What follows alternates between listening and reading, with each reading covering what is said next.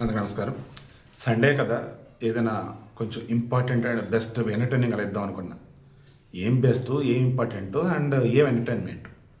సొసైటీలో జరుగుతున్న ఘోరాలు చూస్తుంటే ముందు ఇది కదా చెప్పాలి, అవేర్నెస్ ఇద్దాం అనిపించింది. వెనకాల అటాచ్ చేసినటువంటిది ఉంది కదా, అది ఇంజెక్షన్, వ్యాసోకాన్.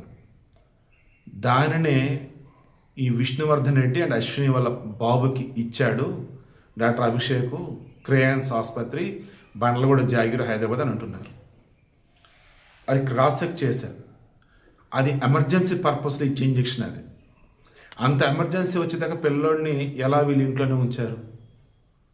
ఆ తల్లిదండ్రులు ఆల్రెడీ కొడుకు పైన బాధలో ఉన్నారు. నేను అసలు ఒక్క మాట కూడా అనదలుచుకోవాలి.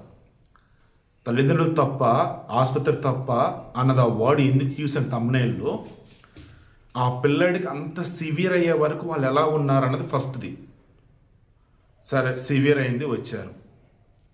ఆ వ్యాసకాన్ ఇంజెక్షన్ ఇస్తున్నప్పుడు ఎక్స్పైరీ డేట్ చూసుకోవాలి కదా. అది ఆల్రెడీ జనవరిలోనే ఎక్స్పైర్ అయిపోయింది. ఇక్కడ ఎక్స్పైర్ అయిపోయిన ఇంజక్షన్లు కానీ ట్యాబ్లెట్ కానీ ఎలా ఉంటాయంటే రెండు రకాలుగా ఉంటాయి. ఒకటి, అవి డైల్యూట్ అయిపోతాయి, అంటే పని చేయవు. రెండు, విషంగా మారిపోతాయి.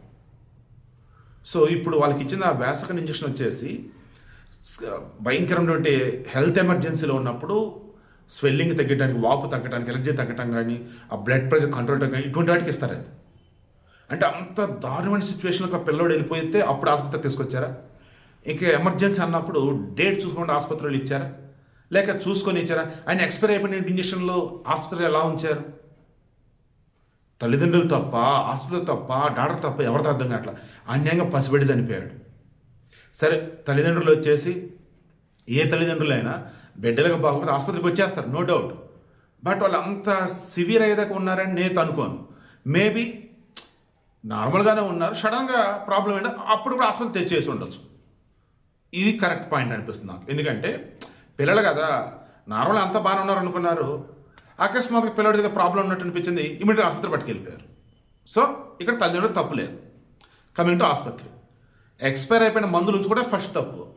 రెండోది, పిల్లలకి ఇచ్చి తప్పు చేశారు అంటే ఆసుపత్రిదే తప్పు. క్లియర్, ఆసుపత్రి వాళ్ళదే తప్పు. అందుకే ఆ పేరెంట్స్ వాళ్ళ బంధువులు అంతా వచ్చి గొడవ చేశారు, ఆసుపత్రిలో అందరూ కొట్టారట, పోలీసులు కేసు నమోదు చేశారంటే విచారణ సాగుతుంది. ఆ వ్యాసకాన్ ఇంజక్షన్ ఏదైతే పెట్టినా అదే ఇచ్చి ఉన్నాడా లేక వేరేది ఇచ్చున్నారా తెలియాలి. బట్ అన్యాయంగా పసిబిడ్డనైతే చంపేశారు.